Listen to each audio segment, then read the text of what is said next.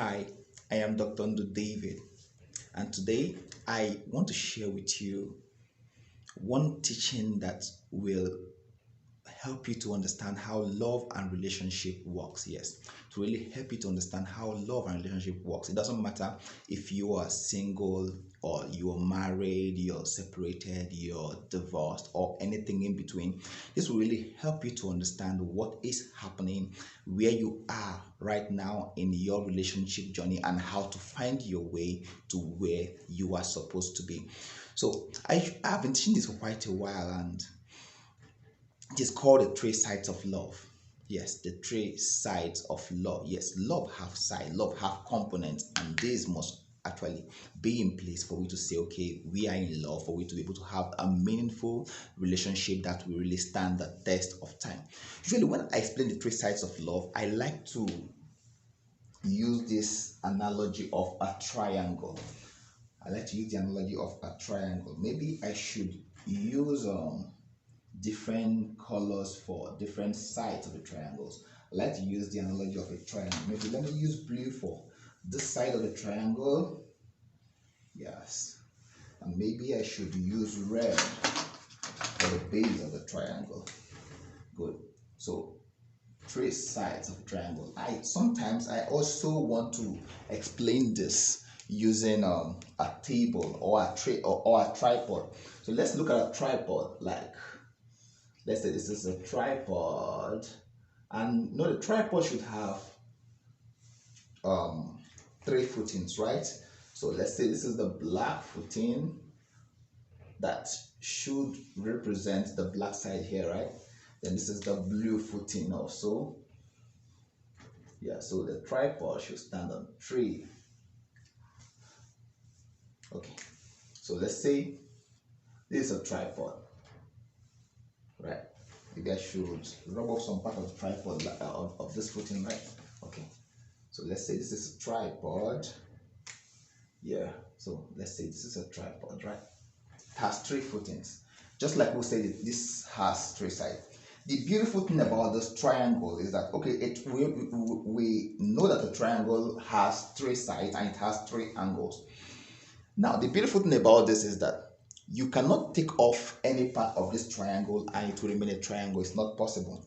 So, for instance, if we should say we want to take off the base of the triangle, it is no longer a triangle. First of all, now this, what we have here, cannot be called a triangle because it has just two sides right now and it has just one angle. You see, taking off just one side has made us to lose two angles.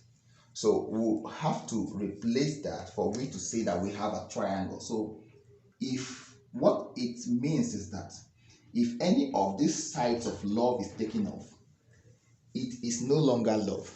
You can no longer call it love. You can look for another name for it. It can be something else, but it should not be love. So many people are in a relationship, in a loving relationship, that's so to say.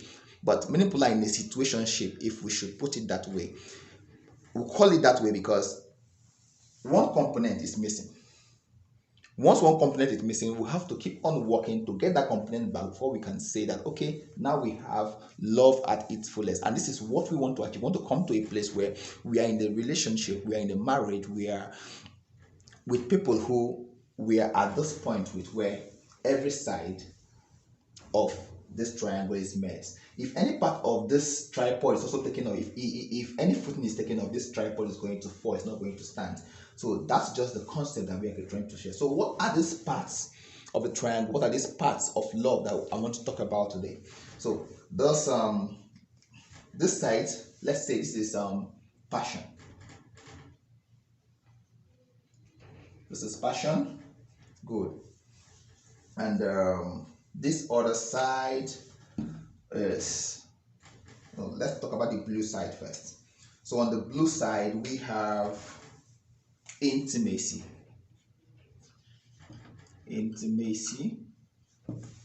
And on the red side, we have commitment. So for me to say I am in love with someone, for someone to say they are in love with me or with you, there should be passion, there should be intimacy, and there should be commitment. Now, let's go to passion. What is passion? Passion, I'll just explain it for the purpose of this teaching today. Passion is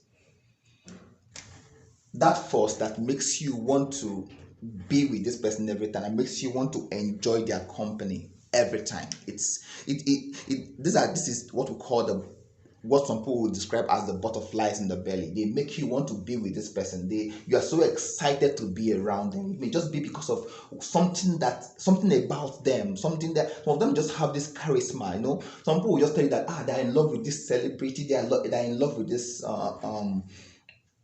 influencer, this popular person, this person who looks so beautiful. There's just something about the person that makes us want to adore them and be around them, and that is passion. It is the reason. This is what many people see as love. This is the eros. This is the reason that this is what people will call love. This is the reason that many teenage girls are going to get pregnant on 14th February. This is just it, passion. But the beautiful the thing here is that if passion alone cannot be love, you cannot say, just like saying that Port Harcourt is Nigeria. Yes, Port Harcourt is in Nigeria, but Port Harcourt is not Nigeria. If you've been to Port Harcourt and you think that you have been to Nigeria, you have just been to a part of Nigeria. You may not have experienced other cultures that make up the entity called Nigeria. That is just it. So this is just one side. This is just one part of love. If you have passion alone, it will not go far. You know why? Because intimacy means that you are getting to know the person. Intimacy simply means me knowing you and you knowing me. Intimacy, that means I'm getting to know you and you're getting to know me. If you are trading on passion alone and you've gotten pregnant because of passion, you've spent money because of passion, you have made so much commitment because of passion, you don't even know this person. By the time you get to know the person, you may not like the person anymore. You find out that after like 6 months, you're no longer crushing on the person. Like, it's no longer there. You don't even want to see the person anymore. But you have made commitments. So sometimes you have committed finances and all that. So sometimes you really want to stay because you're already pregnant. You really want to stay. But what was running all the while is passion. The thing about passion is that passion dwindles. It can be high today. It can be low tomorrow. So some people say, today I'm in love with this person, next tomorrow I'm in love with it. Then suddenly, you don't like the person anymore. It has changed to hate. Why? Because they got to know something about the person. So intimacy, they got to know something about the person that may not really help them to connect with the person. They got to know that he's a kidnapper. They got to know that you got to know something negative about the person. So intimacy is one component of love that has to do with me knowing you and you knowing me. How much do you know this person? That is what intimacy is asking you. How much of this person do you know? So if my love, my passion has come to a point where I now know the person and passion still stands. Now I've gotten to know you. Every day I get to discover one new thing about you and I still have to connect with you. So what we're looking at is a point where I will get to know everything about you and you will get to know everything about me, and we will still be passionate with each other, or rather passionate about each other. I still want to be around you because the things I'm getting to know about you are really things that I really love to see. They are showing that you're someone that I would like to spend the rest of my life with. So that talks about passion. Then we have commitment. Commitment is the decision to stay together no matter what comes. So commitment is, I purposely put commitment at the base of this triangle because commitment is what holds it. Many times you see a marriage, a relationship,